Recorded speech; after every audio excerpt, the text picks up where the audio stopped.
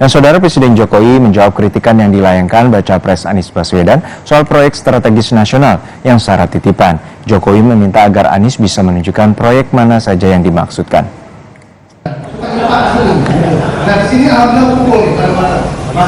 Bakal Capres Anies Baswedan mengkritik proyek strategis nasional atau PSN rentan titipan. Anies menyebut proyek strategis nasional saat ini perlu diluruskan.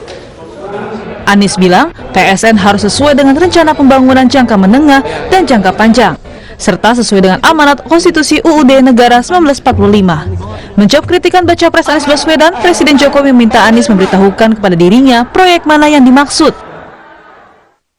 Saya sampaikan, program strategis nasional secara substansi itu baik-baik saja.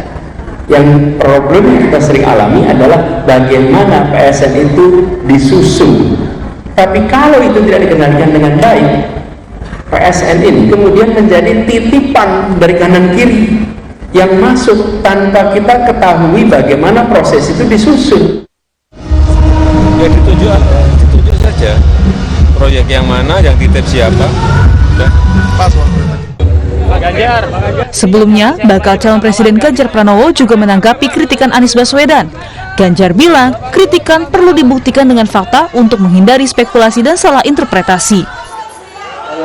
Proyek strategis nasional adalah proyek pemerintahan Presiden Jokowi. Proyek ini dilaksanakan pemerintah pusat, daerah, dan atau badan usaha untuk pertumbuhan dan pemerataan pembangunan. Kanan kiri itu siapa? Dia bilang titipan. Proyek nasional itu titipan dibilang apa gimana tuh Pak? Ikutin aja datanya secara terbuka. Yang nitip siapa?